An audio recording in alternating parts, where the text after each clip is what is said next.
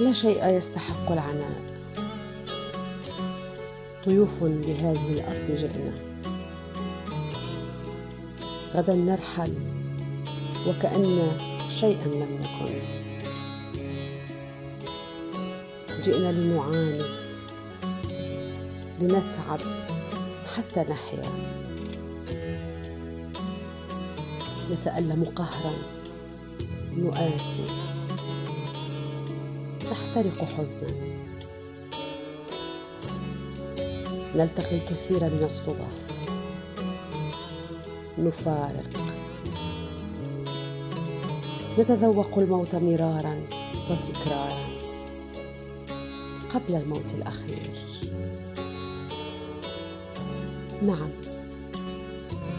لا شيء يستحق العناء.